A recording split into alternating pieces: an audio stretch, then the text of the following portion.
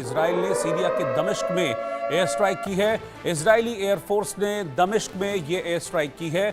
Israel के रक्षा मंत्री Katz ने बाकायदा इस एयर स्ट्राइक की पुष्टि भी कर दी है।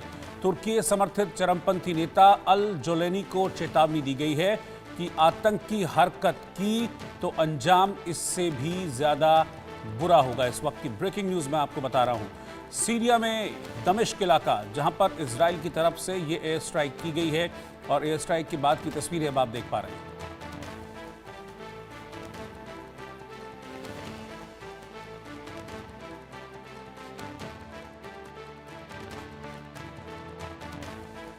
जांडियाल मेरे सहयोगी इस वक्त मेरे साथ जुड़े हैं। अजय, इजराइल का जो अटैक का सिलसिला है वो लगातार जारी है और दमिश्क में एयर स्ट्राइक की खबर है। देखिए बिल्कुल रोहित, अगर आप देखें तो एक तरफ तमाम वो कोशिशें जो की जा रही हैं राष्ट्रपति ट्रंप द्वारा कि किसी भी तरीके से इजराइल और हमास के युद्ध में अब इसका समापन हो सके, मगर अभी ऐसा दिख नहीं रहा है क्योंकि सीरिया की तरफ से दमिश्क की बात की जाए तो वहां पर कुछ हरकत देखी गई थी इजराइल की तरफ से और इजराइल ने इसीलिए ये स्ट्राइक की है। स्ट्राइक में दमिश्क में जो है स्ट्राइक करने के बाद काफी नुकसान जो है वो हुआ है। अभी तक हालांकि औपचारिक इसकी पुष्टि नहीं की गई है कि कितने लोग मारे गए हैं, मगर जो इमारतें हैं वो क्षतिग्रस्त हुई हैं, तो ऐसे मलबे में लोगों के फंसे होने की खबर जो है वो आ रही है। दरअसल आपको बता दूं कि सीरिया के 10 किलोमीटर के इलाके को बफर जोन बनाया गया था, जिसमें इजराइल ने पहले ही एक अपना ऑपरेशन यहाँ पे किया था ताकि इसमें किसी भी तरह की बॉर्डर जो इनके साथ लगता है वहां कोई हरकत ना हो। मगर दमिश्क में कुछ हरकत देखी गई थी, आतंकी गतिविधियां देखी गई थी, जिसके बाद इजराइल ने इस स्ट्राइक को अंजाम दिया है। इससे कुछ दिन पहले हमने देखा था कि किस तरीके से बातचीत का सिलसिला जब शुरू हुआ तो इजराइल और हमास के बीच में आपस में जो बंधक थे उनको छुड़ाने की बात हुई थी, मगर यूएस की बात ना मानते हुए हमास ने अपने इजराइल के सभी बंधकों को रिहा नहीं किया था। तो ऐसे में अब देखना होगा कि ये जो सीरिया में स्ट्राइक हुई है इसके बाद क्या इस युद्ध पर कोई असर पड़ता है। हमास और इजराइल का जो युद्ध अभी थमा हुआ है कुछ दिनों से, उसमें क्या वापस जो एक्टिविटी होती है। मगर इजराइल की तरफ से साफ किया गया है कि अगर कोई भी सीरिया में कुछ भी एक्टिविटी की जाती है इजराइल के खिलाफ तो इसका अंजाम और भी खतरनाक हो सकता है।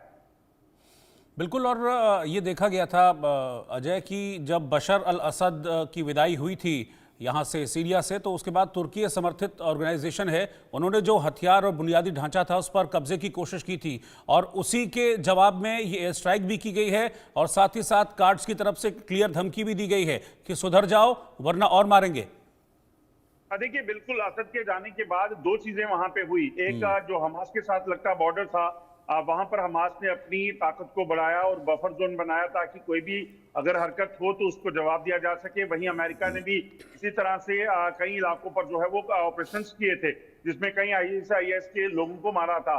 मगर जिस तरीके से तुर्की जो है वहां पर उसकी जो वहां के सिस्टम पर और हथियारों पर कब्जा करने की कोशिश थी उसकी आशंका पहले से लग रही थी और इसी के चलते चाहे इस तरफ इजराइल हो दूसरी तरफ अमेरिका हो वो अपनी कार्रवाइयों को तेज किए हुए थे। तो आज भी इजराइल ने जब इस एक्टिविटी को देखा है उसके बाद उन्होंने इस एक्शन को अंजाम दिया है, अटैक किया है। इसमें काफी नुकसान हुआ है, माना ये जा रहा है कि काफी लोग इसमें मारे गए हैं, काफी जख्मी हैं, हालांकि आंकड़े अभी तक साफ नहीं हो पाए हैं।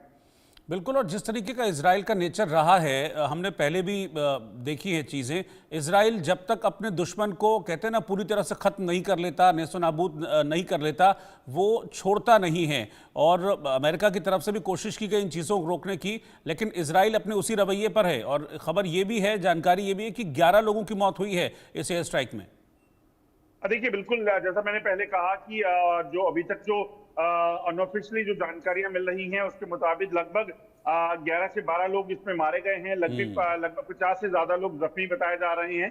और ये हमला जो हुआ है दरअसल जिस इलाके में हुआ है काफी बड़ा एक रिहायशी इलाका था और इस चीज की आशंका थी कि वहां पर जो तुर्की समर्थित कट्टरपंथी हैं वो वहां पे छुपे हैं, जिसके बाद इस ऑपरेशन को अंजाम दिया गया।